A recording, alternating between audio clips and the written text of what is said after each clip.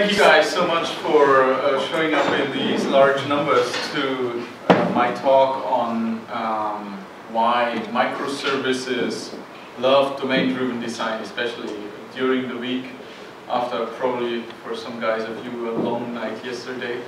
Those who watched the football had to stay up a little later. Yeah, what am I going to talk about today? Well, it's basically I would say about two topics. One topic is obviously microservice. We're at the Microservice Meetup. And another topic is domain-driven design. And you often, if you read a few blogs or you read some literature or you listen to talks at conferences, you always hear some references to the ideas of domain-driven design. And I thought it might be a good idea to dig a little bit deeper into this very specific relationship. Just a few words about myself. My name is Plöd. I work as a principal consultant for InnoQ in Germany, and I'm basically the principal consultant for Southern Germany, so I'm well, more or less responsible for the Munich office of ours. You can follow me on Twitter, @bitboss is my handle, and I have to start off with a disclaimer for this talk. The ideas that I'm going to present here are not my own ideas. I have to give credit to Eric Evans, who wrote this absolutely fantastic book, Domain-Driven Design, and who summarized and created a lot of these ideas that are driving today's, well, I would say, a lot of today's enterprise systems. So if you haven't read the book yet, highly recommendation from my side, go to Amazon, order it, you will love it. So, not my ideas, I mostly summarized from Eric. If we talk about domain-driven design and microservices, the first and I would say most obvious thing that we come across in nearly every, I would say, talk about microservices, I mean, nearly every talk or every publication on microservices has, I would say, two standard references. One standard reference is Conways law. We're, well, touching that a little bit today, but not very prominently. And the other one is the bounded context. So what you often hear is model your microservices according to the bounded context. But it's not just about the bounded context, where I think there is a relationship between the idea of microservices and the ideas of domain-driven design. And when you read, I would say, a lot of publications and blogs about domain-driven design, you often come across aggregates, entities, value objects, repositories. These are, I would say, some of the most prominent patterns. But domain-driven design itself is not just about aggregates, entities, and services. So with these two statements as a starter, let's take a look where I think there are relationships between those two ideas. I think if we grab Eric's book and take out the chapters, there is obviously strategic design as a very important part of the book, and also with a very important reference towards the microservice level. Obviously, the bounded context is a part of the strategic design chapter. And there's also the internal building blocks, like the entities, aggregates, repositories, and that stuff. They can be used to model internals of microservices or internals of software systems. And then we have two other parts, the large-scale structure and the distillation. They come in very handy and with very interesting patterns when you start off with a monolithic application, where you have a grown IT landscape and you want to split up, let's say, a monolith towards self-contained systems or microservices. So there's ideas and processes in domain-driven design that can help us or influence our thinking on starting off these projects. But first off, let's start with strategic design. Strategic design in domain-driven design in the book consists of the bounded context And then, very interestingly, and I think this is a really very important part in terms of microservices, the context map with its various patterns of how systems or other bounded contexts can interact with each other. But the central part of strategic design is the bounded context. Now, what does the bounded context mean? What is the bounded context? The bounded context, if these are these gray circles there, they may represent some business context. Let's take a look at an example, and I will carry out this example throughout the talk today. Let's create an online music magazine. I run an online music magazine as a spare time hobby because I love music, I love going to concerts and stuff. So I started writing about it, and this project is my pet project where I can try out new technologies. So let's grab a couple of contexts there, and for instance, one context is the content management system, but there may also be a context of external system for providing tour dates. So for instance, the Scorpions played a great show yesterday in Munich. So we could import these tour dates to our content management system as a service for these customers. And these can be seen as bounded context. And every sophisticated business domain, I would say every rather serious mid, small, and large scale system has more bounded context, has various bounded contexts. And each bounded context has in its internals models, and it can also contain other bounded contexts. I like calling them subcontexts, but that's no, I would say no official wording, that's just my personal slang there. And the most important part about the idea of the bounded context, that the bounded context is also a boundary for the meaning of a given model. So any given model has a certain meaning, and there is a certain way that we look at a specific model in the context, within the boundaries of such a context. Let's take a look. I mean, this sounds a little bit abstract. Let's take a look at an example. So Christian is organizing this great meetup here in Munich, and he's using some, well, let's say, conference or meetup organizing tool. And we take a tool for managing, or we create a microservice landscape for a conference management system. So we might have a couple of bounded contexts there. One is the reservation system, where people, the customers, go ahead and register themselves for the conference. So I say, hey, I want to go to the Microservice Meetup, so I register myself. So that's me as the customer. And this context sees the customer in terms of her name, some payment details, for instance, a credit card, a PayPal payment, or whatever. We have an address, and we have a company. So that is the meaning of the model customer in the bounded context reservations. Then we have another context, the event management system. So when I manage a large-scale conference which has 5 tracks across 5 days, there's the big name guys speaking, and there's a huge party, there's workshops, and so on. What they usually want to do is they want to know which talks get a lot of attention.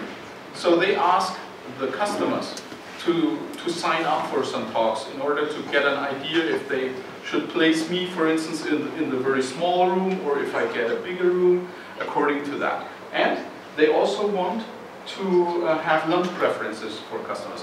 So there is people that love to have a steak, there's vegetarians, there's vegans, and whatever.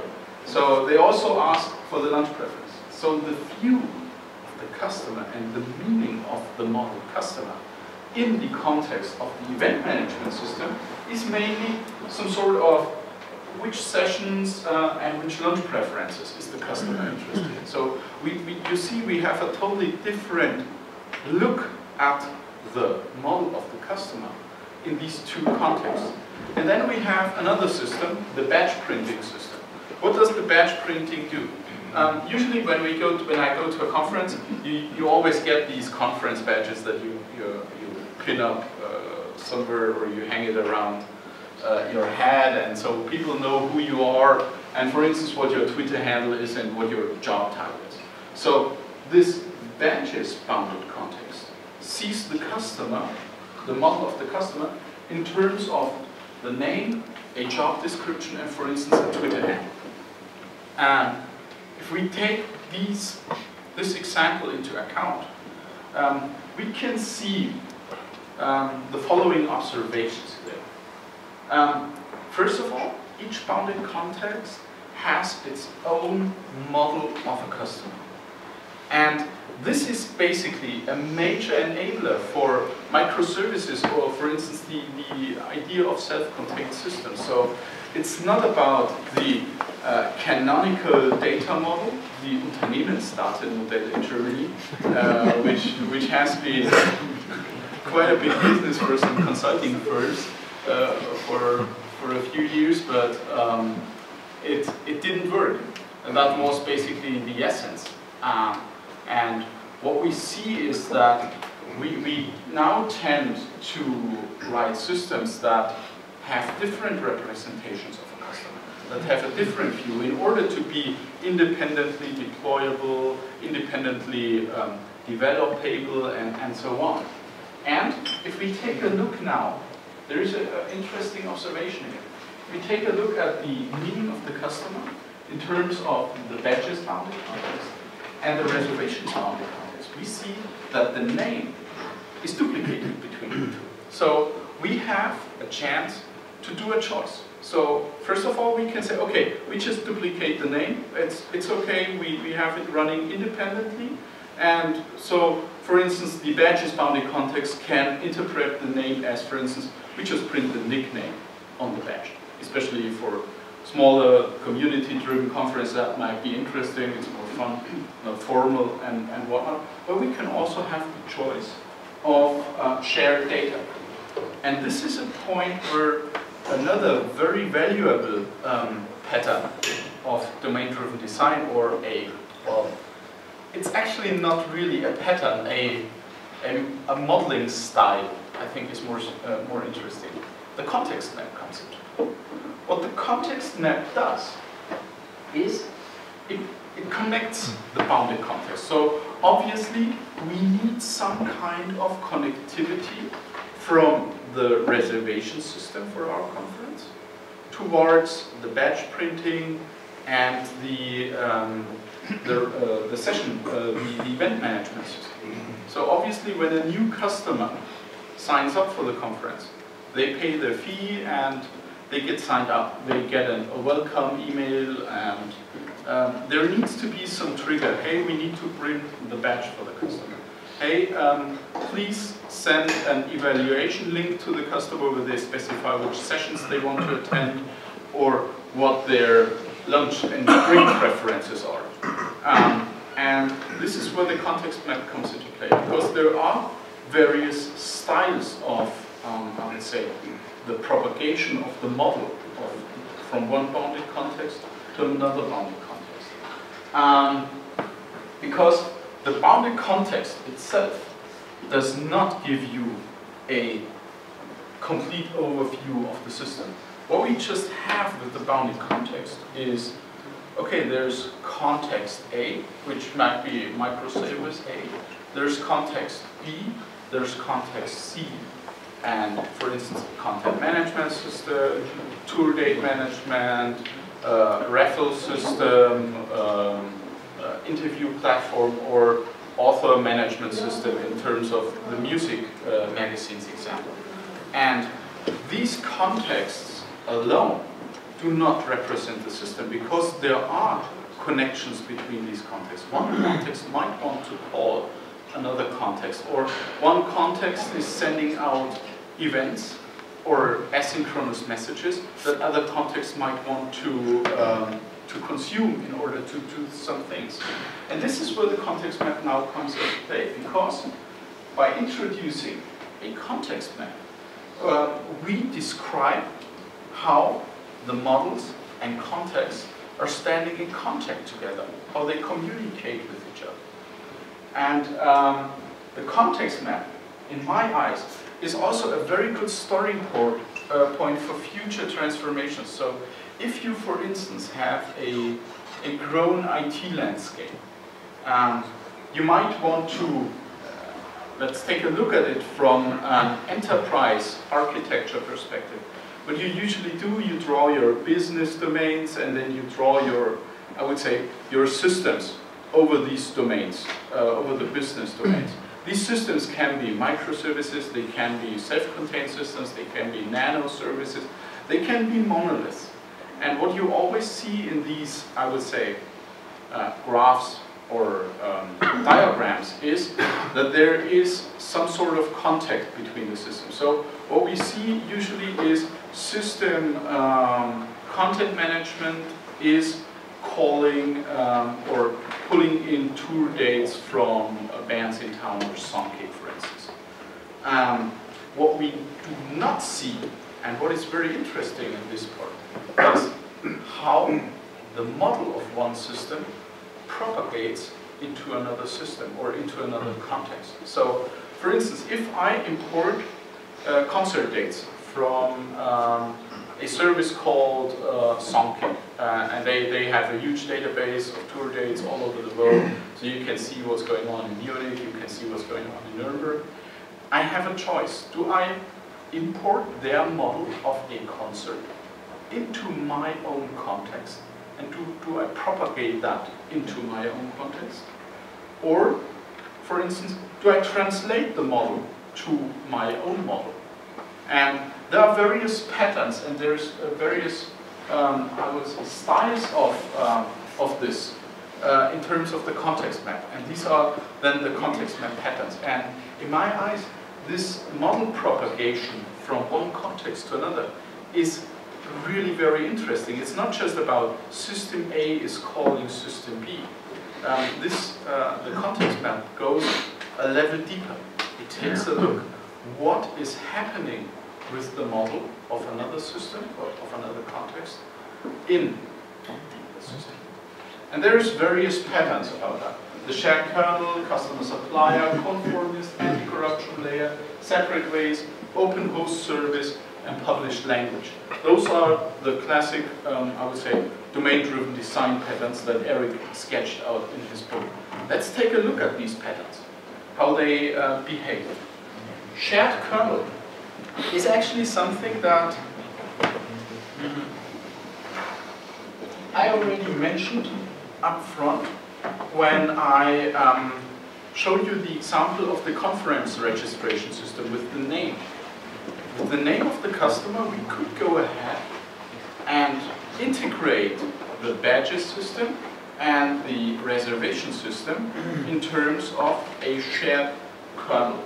So that means two teams share a subset of the domain model, and that can include code or the database. And don't underestimate the database. What we often see is, for instance, when I do architecture reviews, I hear, well, these systems are loosely coupled. They are independent of each other. We can deploy them on their own. But if you take a look at the database layer, you see that the two systems are consuming the identical tables on the same database. So they are not coupled, I would say, on the code level. They're coupled on the data level. So basically, they have a shared kernel of data.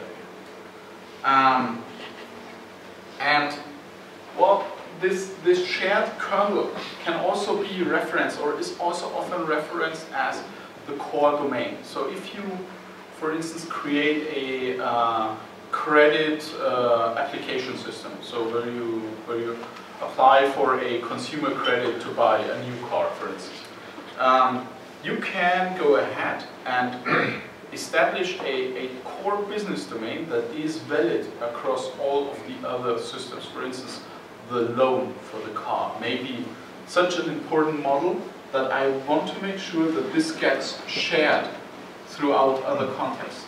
And well, there is nothing bad about doing it. You just have to know what you're doing, and why you are doing that. The next pattern is the customer supplier. So one context or one system, one microservice, consumes, for instance, some REST resources from another microservice in a, for instance, synchronous manner. We have a synchronous call from one context to another. The important part here is how the power of the consuming team affects the providing team. In the customer supplier context map pattern, the consumer team has a veto right. So for instance, if I, as my own music magazine, say I'm a customer of Songkick, and Songkick wants to change their API. They want to add new fields, they change some method semantics and stuff like that. And I have the power to tell them, no, you are not allowed to do that. Then we have a customer supplier role. Well, if I would do that with Songkick, they would say, sweet, you're a cute one. But you have these, I would say, you have these organizational power structures. Very often in large corporations where one team can tell another team, hey, if you do this change, you are blocking us or you're breaking our code. And this creates a lot of impediments, and we're going to escalate that, and the escalation is successful. So this is also a very, I would say, organizational, there's a high degree of organizational impact to this pattern. On the other hand, we can also have the context map pattern of conformist. Conformist means that the downstream team conforms to the model of the upstream team. So that would be a more realistic point of looking at my relationship as my music magazine to Songkick. So I conform to them. So they change their API. That's okay for me. I adapt to it. But conformist goes ways further. Conformist means we are not just accepting changes that this team is doing. Conformist means that we also use, we conform to their model. So if they mess up their model, the chance that our system's model is getting partly messed up is very high. And this is a very important and a very interesting viewpoint, especially when you go ahead and take a look at a system landscape from this enterprise architecture perspective. It's very interesting when, for instance, a credit application system is consuming, for instance, a Schufa service. That might be, okay, there is some communication. But what is more important is basically, does this team, this credit application context, conform to the model of the Schufa service? So that goes way deeper. So I can identify really nasty hotspots with that. So if there is a high degree of conforming to the model, the chance that if one team screws something up, that there is a domino effect through other domains, through other contexts, is pretty high. Another, in my eyes, very interesting context map pattern is the anti-corruption layer.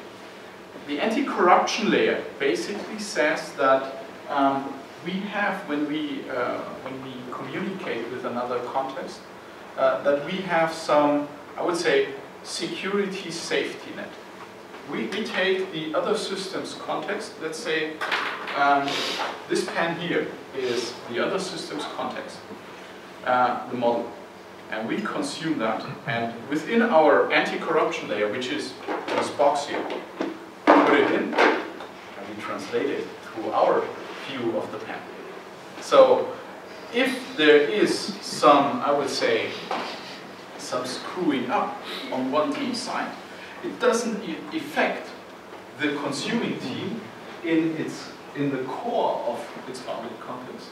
The effect is only in the part of the anti-corruption layer. So we do not propagate a bad model to our internal model, we have some, there's a German word, Schleuse. I don't know the... Lock. Yeah, seal lock. Yeah, something like that. So we have a safety room where we can get rid of all the dirty bacteria and stuff from a laboratory or something like that. So that's a way that you can see the anti-corruption there. And that is also important if we take a look back at the enterprise architecture level. It is an important, I think, information if one system has some sort of an anti-corruption layer, because then you can rest assured that they stay in their own context and that they translate to other contexts. So if there is something bad going on in one model, there is a dedicated piece of code that is taking care of this. The next context mapping pattern is what I would say a lot of microservice guys and girls would say, whoa, that's my microservice model. The separate ways. So that means there is no connection between the bounded contexts of a system in terms of their model. So they just go totally separate ways. Each team has their own solution in their domain, and there is usually, when you do these separate ways, some kind of, I would say, event handling system attached to it. This is mostly very interesting in terms of event-based systems. So, for instance, our registration system fires off an event, hey, there's a new customer. And the other two systems, the batches and the session management, they consume the event and they take out maybe some of the payload of the new customer, for instance, an email address to just get the survey results or a customer number. And after that, after having consumed this event, they go their separate ways in terms of the model. So they don't reference the customer anymore, they take a totally different look at the customer. Basically, what I have shown in the first example with the conference management system is more or less, or very suitable for a separate ways way of dealing with things with these bounded contexts. Then we have another pattern, the open host service. You could say, I can already hear the voices in the room, ooh, that is a kind of a service-oriented architecture pattern. Isn't that too old school for a microservices meetup? No, it's not. It exists, it's out there. So basically we have one context, and they have a dedicated set of interfaces with, I would say, in an interface-related model. Well, you could also say some sort of data transfer objects that get propagated through these interfaces. And these interfaces are being consumed by downstream contexts or systems. This is something that you would probably find pretty often in existing IT landscapes. So when you start off, you will have this kind of pattern very often. And then there is the final pattern, the published language. Well, why don't I have a graphic here? I had a graphic on all the other slides. This time around, there is no graphic. Well, the published language in domain-driven design is, well, on the one hand, it may be very similar to the open host service, but it goes to, I would say, and I mean no offense with that, this is rather a philosophical way of dealing with these things. The public language means that we describe a domain model as a part of the ubiquitous language that is, how should I say that? That is mandatory for all contexts. So basically, that is an ubiquitous language that is spanning all other contexts. If we want to say bad words about that, we could say that is just a higher abstraction of the canonical data model, the Unternehmen style model, but just on a language level. It can fairly be seen like that. If we now go ahead and take some of these patterns and think, how do we deal with that in terms of a context map? How do we draw a context map with these patterns? I have a small example for you guys. So what we have over there on the upper part, we have 4 systems, A, B, C, D. Can be whatever you think, doesn't matter. And A is calling some function, some functionality from C. D is calling C. B is calling D. And A and B have a bidirectional, you could also say a circular dependency, because they are calling each other. And this is, I would say that this scheme up there is the typical scheme how we sketch out IT landscapes from an enterprise architecture perspective. So we say A is calling B, B is calling A. Okay, they are very tightly coupled. Let's see how their cohesion is together. So there's probably a high degree of coupling and probably also a high degree of cohesion between the two. But the context map adds another view to this. What you see here is, for instance, some of these arrows go in a different way. For instance, C and D means this is opposite of the call direction. What we sketch out in the context map is how the meaning of the model is being adopted between two models. For instance, A and B partner together. Partners means they are basically, they have a shared data. They belong very tightly together. They share their model, and there is a tight relationship between them. C, on the other hand, conforms on the one hand to the model in A and to the model in D, whereas D has an anti-corruption layer regarding the model of B. So what does that mean? For instance, what we can see there is what happens if B screws up the model. So if B happens to have a very badly designed model which has a lot of flaws in terms of business modeling and so on, that means that this mess automatically gets propagated to A, because A and B relate together. But it also propagates to C, because C conforms to A. So a mess up over there affects C possibly. And this is a very interesting information actually. And this is a different way of looking at systems, of looking at the interaction between, for instance, also microservices or IT landscapes in general. Yeah. And, well, sorry, I have to mention Conways law in that talk. I always try to do a microservice talk without mentioning Conways law, but I just have to. There's also a relation to Conways law regarding these context mapping patterns. So, as higher as we get there, team communication rises. That means, for instance, customer, supplier, and conformist will probably propagate a very tight coupling and a very tight integration between two contexts and two systems.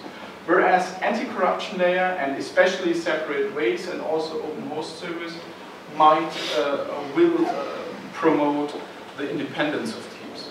So that's also very interesting in terms of how these patterns, how the interaction between systems do have an effect on organizational strategies, how we set up the teams. So that's it about the part of strategic design. So as you see, in my eyes, this stance that microservices are all about bounded context is a little bit too shallow.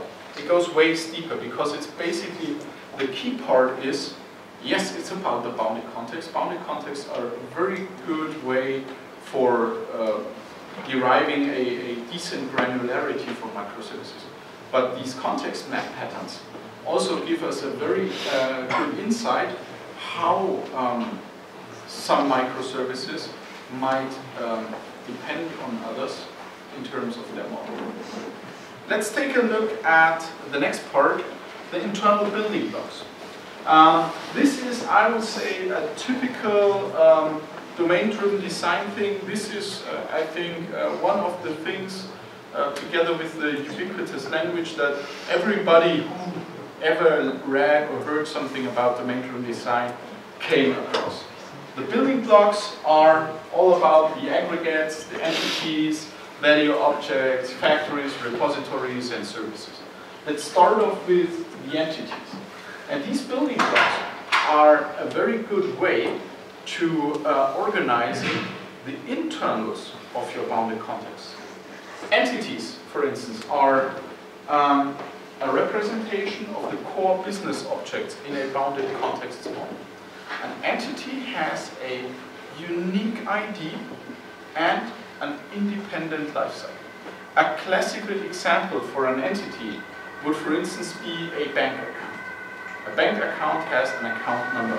And rest assured, the probability that an account number of a bank account survives several IT systems running on it is very high. There is a low chance that a bank is going to transform their bank account numbers. It would have a severe impact to the customers, also to the complete reporting and whatnot of the bank. So, on the other hand, the value objects are, you could say, second-class part of the domain model in a bounding context. They don't have an own identity. They derive their identity from their values.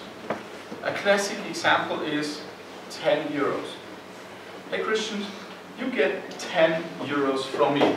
Yeah. So, we're talking about the value 10 and the currency, euro. We're not talking about you get exactly that 10 euro bill with the central bank's registration number. So this is important here. And value objects don't have their own life cycle. They inherit their life cycle from entities that reference them. So going ahead and structuring your internals of a bounded context into entities and value objects also gives you a way of simplifying cascading delete operations, for instance. And I would say you should always consider value objects for your domain model. The more I think into this pattern, the more I work with the ideas of domain-driven design, the more I actually adopt value objects. What I usually have is when I start modeling out some domain objects. Nowadays, I guess I have an 80% rate of value objects in a model that I create. Because I make a very clear differentiation. What is the key model? And what is, I would say, just, well, value containers in that model. Maybe you have realized that I have the customer on both sides. I have the customer on the entity side, and I have the customer on the value object side. Sorry, on the next slide is a little typo. It's about the customer, not the address. So what is the differentiation? When is a customer an entity, and when is it a value object? Does anybody have an idea? In address book, if it's an address, it's a location, then it's entity. For the customer, it's value. Okay. Because we can change address. Yeah. We don't track the address. It depends on the context that we're working with. For instance, if I have let's say I'm running a hubris-based online shop. Just a small thing. A very tiny thing. Big laughter in the room, yeah. Magazine. Michael's small record store. And all I care about the address, for instance, of a customer, in terms of what I print on the envelope when I send out a demo record of my favorite new band, then the address, for instance, can be seen as a value object, because I just refer to it in terms of I need to print something on the envelope. And I don't care about it any further. I don't administrate it very sophisticatedly or something like that. For instance, the customer in the batch printing system. The batch itself, it could be seen, the customer information, as a value object, because we just want to print it. We just care about the values, not, we don't print the customer ID on the batch, for instance. Yeah, there's just an example. For instance, custom entity, the CRM like microservice can be seen as an entity, and otherwise it can be seen as a value object. The next pattern is, I would say, one of the greatest and best patterns in the domain-driven design world, and that is the aggregate. And you shouldn't underestimate the power of the aggregate. What we often hear about microservices and the granularity of the structuring of microservices is, well, structure the granularity of microservices according to the bounded context. I would go actually a little bit further. I would say, well, the granularity of a microservice should be at least as big as an aggregate, but not bigger than a bounded context. So what is this very interesting aggregate? An aggregate groups entities. That's the main thing. It's not so interesting in terms of the value objects because the relationship is absolutely clear in terms of life cycle, meaning, and whatnot. The aggregate has a concept of a root entity. The root entity is even better than a normal entity, because the root entity is the central point of the life cycle of an aggregate, and it is also the only entity that can be referenced from outside of this aggregate. So let's take a look at this example here. We have an application that has been written to give out retail credits and credits. So we have a loan application form. There is some sort of a self-disclosure where we tell the bank how much we earn, how much we have to spend on insurance or other credits. Then there is a loan and some redemption details on the loan. And we also have an entity customer and a value object of the address. So what we do here is we could leave out these boxes, these green boxes. So we have a huge big domain model, which is obviously very nice for plotting it out and hanging it into our office to show the world how complex our world is. The aggregate goes ahead and adds a boundary to some of the parts of this model. So for instance, we summarize the customer part and the loan application part into aggregates. And I can only reference, for instance, if I have a customer and I want to know which loans the customer has, I couldn't go ahead and model a relationship from the customer to the loan. It would be forbidden according to the aggregate pattern, because we are only allowed to reference the loan application form because it is the root entity. When I delete a loan application form, I would also delete the self-disclosure, the loan, and of course the redemption. So if you work with databases or OR mappers, you always see these cascade rules that you can model to references or to collections, for instance. And this is exactly what's going to happen there. There is, however, in most object-oriented languages, no such model of the aggregate, so you would probably have to do it yourselves. I once worked in an MDSD-based project where they really modeled or created an aggregate as part of the domain-specific language. It was very interesting, but the writing of the generator was a little bit tough. And then we also have factories, services, and repositories. factories take care of entity and aggregate instantiations. I would always group factories, services, and repositories according to aggregates. The repositories encapsulate and represent data access. I would say in plain domain-driven design view, this also includes caching mechanisms and the data storage. So it's not just the data access layer in your code, it's the whole package. And services implement business logic that refer to multiple entities and aggregates. So with these things, I mean, I think most of the people working in IT projects had contact with services, with I would say repositories or factories throughout their career without thinking about domain-driven design. So just domain-driven design, this is I wouldn't say that this is a very revolutionary idea of domain-driven design. This is just an established best practice that happened, but it's a best practice. It's part, so we should take a look at it. The next thing we're going to look at now is the large-scale structure.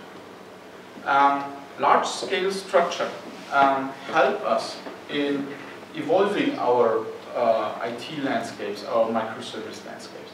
So creating I would say a small microservice landscapes with 5, 6 microservices is a rough ride, but the problems get really interesting when we see an explosion of microservices.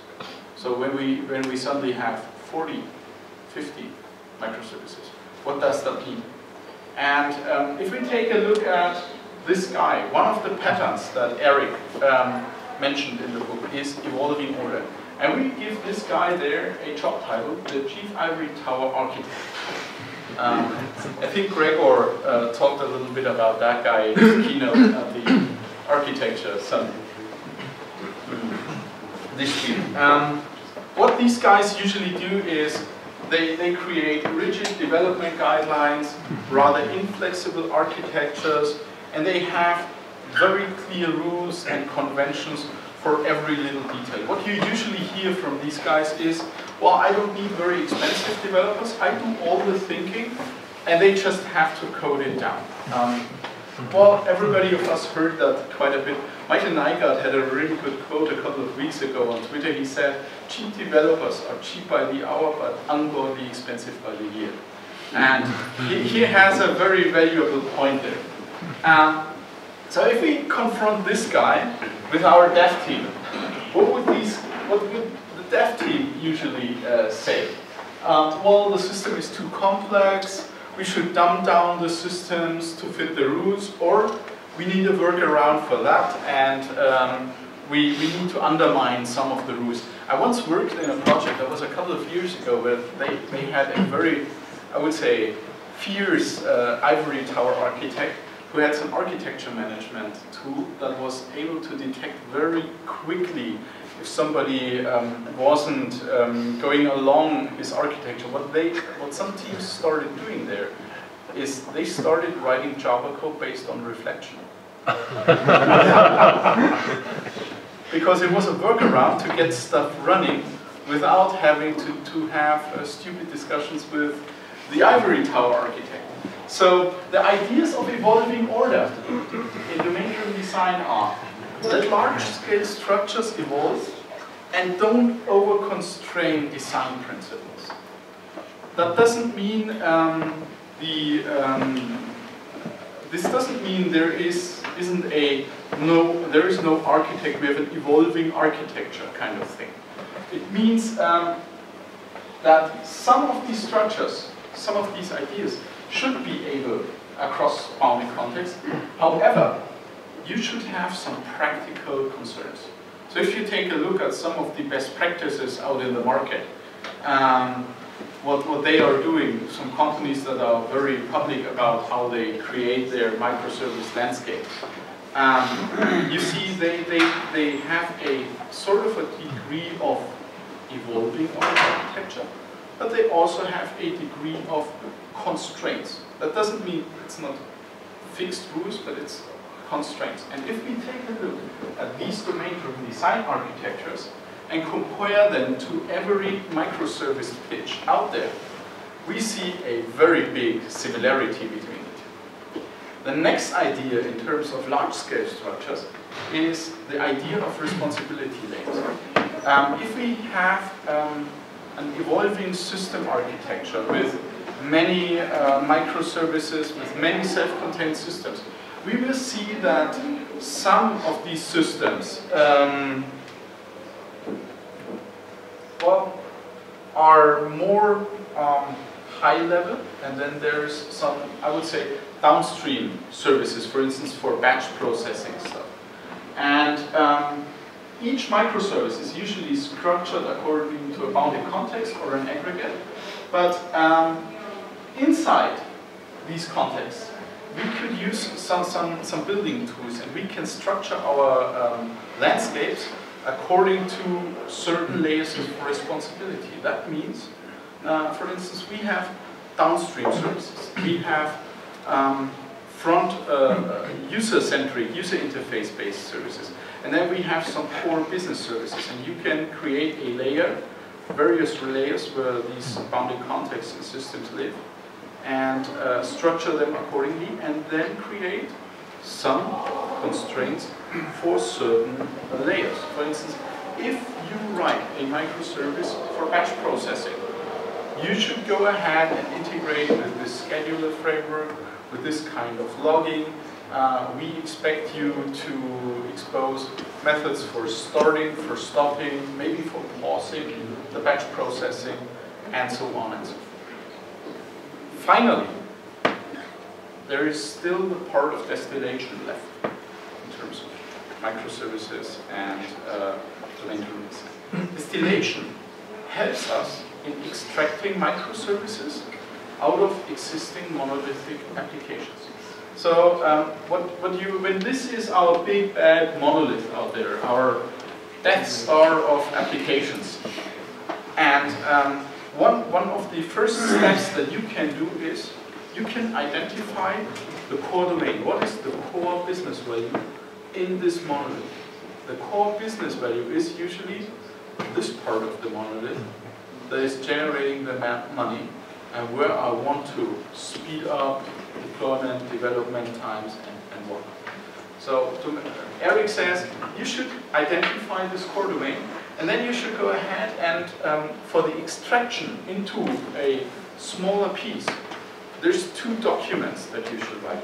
Yeah, it sounds a little bit boring, documentation, but this is very important. If you also take a look at, I would say, for instance, the ARC42 documentation standard, what they clearly say is you should have a clear vision statement. What is part of this core domain, of this application, and what is not a part of this application. Let's say a good example for a bad vision statement is, well, we need a responsive user interface. The users are going to invoke Ajax-based methods. We're not going to use a component-based Java web framework. Instead, we aim at using Rails, and so on and so forth. So, if this is the vision statement, this vision statement can be applied to any application. It can be applied to an application for selling pens, for selling credits, for processing mortgage loans, or whatever. A good vision statement, on the other hand, is we create the core domain consists of the application of a mortgage loan. Part of the mortgage loan can be 3 different types of loans. For instance, futures, KfW loans, and so on. The customer, however, is not part of the core domain, because we aim at having the customer in a different part of the system, for instance, a CRM system. So it is very important that you sketch out what is part, but also what are the boundaries, what is not part of this core domain. And then you create a distillation document, which describes all the details of the core domain, but also how we intend to cut off, how we intend to cut the core domain out of our monolith. So if we take these two ideas and map them, for instance, to the ARC42 architecture, software architecture documentation template, there is a very good fit. The first chapters of the ARC42 documentation standard are actually basically the vision statement. There is a high degree of matching there. And the destination document are then the architecture decisions, the details of the domain, and so on and so forth. So if you have that, everybody knows what is part of this newly created bounded context and what is outside of the boundary. It's not just interesting what is inside the boundary, it's also interesting what is outside of the boundary. And after having done that, we can go ahead and constantly extract subdomains and start refactoring and extracting more services. We create new vision statements, we create new destination documents, and so on and so forth. So to sum these things up, the combination of, in my eyes, strategic design, large-scale structure, distillation, and internal building blocks are a very good proof that microservices and domain-driven design have a very intense love relationship to each other. So, that's it with my talk. I think we have quite a bit of time for questions, discussions. I'm really happy to discuss. A lot of these views are, I would say, part of Eric's book, but I also added some of my, let's say, experience, opinions, and so on. And I'm sure that some of these views that I sketched out might not correlate to other views on the topic, but that's the interesting part then, and I'd be interested to hear about that. I will drop a tweet today sending out a link to the slides. So if you want to look up the slides or download them, I'll send you a speaker deck link. And just one more thing, a little 1-minute ad. We're going to host a microservice training with Eberhard Wolf and Stefan Tilkoff at our InnoQ office in Munich. So if you're interested in that, send me a DM for some early bird specials. Thank you.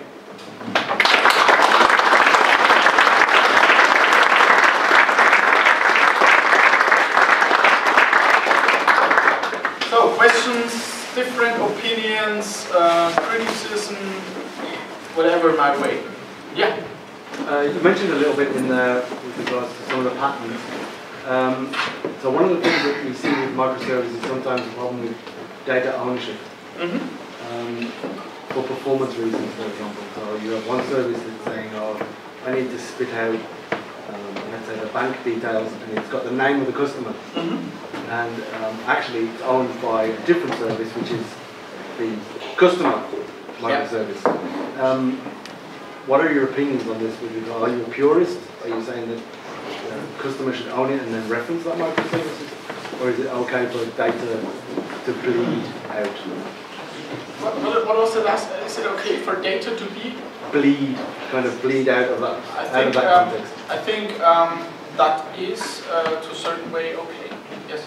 Basically, if you take a look at the idea of self-contained systems as an architecture style, you take into account that in order to have some of the advantages that microservices and self-contained systems propagate, that you have well, it's actually not a bleeding out in this case. It's just we have different views and different concerns of parts of the model in different microservices. So yeah. Yes? When you describe the patterns for communicating between different contexts, it was pretty much the approach of smart services and downtime. So basically the logic was either other side. Do you think that there is also the space for paying a pizza for someone in the middle to implement micro integration, where the role is to keep losing a couple of the two hands and make the mapping happen in the middle? didn't get your question. I mean, so without being in the responsibility of either one, so each one think in terms of his context, and have a third party to do like an integration, so a small integration that has happened in the middle, but not responsibility of those. Yeah, well, what I think the when you mention dump pipes, smart endpoints as an example, you shouldn't do this matching inside the pipe. So, well, that would be then the typical enterprise service bus kind of thing where you do aggregations and model transformations and so on. So if you want to have some kind of a transformation, it would be an external resource outside of the pipe, to my eyes. Yes? One thing what I don't understand is which of those patterns is the best that we cluster a microservice. Okay. There is no. In terms of? In terms of auto scaling. So if you want to have better CPU efficiency, then you have more requests that you just scale one more microservice, and then there's various problems there. But basically, in my eyes, there is no one best pattern. That's the first thing I want to say. In terms of scalability, and if you want to scale performance, for instance, or if you want to scale out the development or the creation of new microservices, I think the separate ways is obviously a very interesting thing, because you can really independently work and independently scale out parts of the system. So as soon as you conform or share data, you are sort of limited in terms of the scalability. But that doesn't mean that these are, I would say, very extremely bad patterns, as long as you adopt them, knowing what you do and why you do that. It is okay to do it. It's just not okay to just blindly conform to something because it's easy. But if you conform to something because there is a good reason for it, that's okay.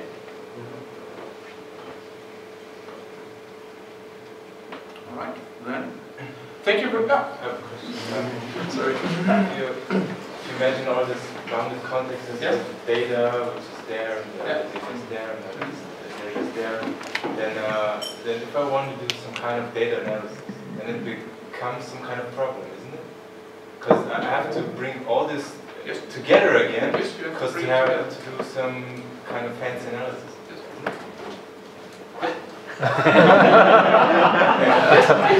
You have to bring it together. If you really go separate ways, and every microservice has its own data, and if you want to do I would say, a global data analysis, you have to think how you handle that. One part of handling is that you, for instance, go in a way that one of your main communication and propagation patterns is sending out asynchronous events, and then from the microservices. And then you have a central instance that consumes a lot of the events and creates their view of the data, their global view of the data. Let's assume we have the name of the customer in different services. And all the services offer some kind of change the name. So then I send all the data out. No? What you would have is that, for instance, in terms of the customer, you would have one system that has I would say, a lead, a certain lead on the customer. And that system would then change the customer's name and send out an event. Hey, the name of the customer has changed, and the other system subscribe to that event and change the name. I think event sourcing and CQRS are a really interesting implementation architecture kind of detail for achieving the goals that you just mentioned. Isn't it coupling? to have this dependency because there is a change where here. do you couple? Where do you couple? You don't couple on the lower level parts of the data. The coupling that you have is on a payload of an event. So yes, you couple on an event. True. But you don't couple on the core domain. And the behavior of the central system. Yeah. Right. Thank you very much. One last question. I forgot the name of the context map pattern you said. One was when different bounded contexts agree on common unit test language? Shared kernel. No. The last one. Published language. Published language. Can you give an example of that? Well, published language is, for instance, that you have a glossary in your documentation or as part of your ubiquitous language, and you say that all systems, all bounded contexts, all microservices interacting with loans should conform to a definition of a loan in terms of the loan is called loan, it has certain redemption details. So you basically you describe your it's kind of a glossary. Think about it as a glossary. Yeah. Would an example be that I have a shared JSON schema or something, for example, which defines the object and what's in it, or is it more higher abstraction? It's an even higher abstraction. So that's why I said it's a philosophical kind of pattern. Yeah. It's the JSON scheme. Yeah, it can be for instance, a example. But there is more to it. It also adds, for instance, behavior, how a loan behaves, or how for instance, the interest rate or the payment details. If you for instance, if you have an unretentive annuity-based loan, and how do you calculate the annuity of the loan? So that is also part of this published language. And part of that, so it's not just the naming of attributes and entities and value objects, it's also their meaning, their behavior, and so on. So it's a really philosophical kind of pattern. It doesn't really exist, or? No, think about it. I think the easiest thing about thinking about this is when you use the ubiquitous language from domain-driven design. Does anybody know in the room what ubiquitous language in domain-driven design is? Anybody? Yeah, or is there somebody who needs a little explanation on that? Yes. Yeah, okay. Ubiquitous language in domain-driven design means that you should discipline your team. And the team is not just the developers, but also the business people, requirements engineers, architects, project managers, and so on, to conform to a given language in a project. For instance, I was working at a bank a couple of years ago, and they were writing systems for application of mortgage loans. So that's why I have some examples there. And they had a term called Vorgang. Vorgang can be, let's say, translated to process. Let's say it's a process, but the process could mean a loan the complete application process of the loan. That was a Vorgang. It could mean that a loan application has been checked by a bank agent and verified for consistency. So they got the paperwork in, they entered the paperwork into the IT system as it was filled out on paper, which is very important for regulatory reasons. And then a bank employee took a look at it and said, okay, that paperwork looks legit. I promote it to a process. So you have a process in the process. One process is really the business process. The other process was basically a state within the process. And that is a very bad ubiquitous language. Ubiquitous language means that you have a set of terms, verbs, and meanings that are mandatory from meetings, documentation, business specification, down to the code. a classical example in Germany is, for instance, I see a lot of companies that specify and talk in German terms. But then the developers go ahead and translate all these German words to English because we write code in English. And that's also a violation of the ubiquitous language. Because if you specify in German, if you talk in German, you should have the German terms that are in the specification in the code. If you are working in an internet, if the argument is, yeah, but we want to outsource our development to somewhere, then the specification has to have English terms. That's ubiquitous language. And the published language would be a ubiquitous language, not just in the context of a single context, but on a global level for mostly the core domain. I think that's a very good understandable way of thinking about the published language. To be honest, I'm not a huge fan of using the published language pattern because it's, in my eyes, very abstract, very philosophical, and also hard to communicate to a lot of folks in organizations. Okay. Thank you very much. I had a great time there. Great meetup.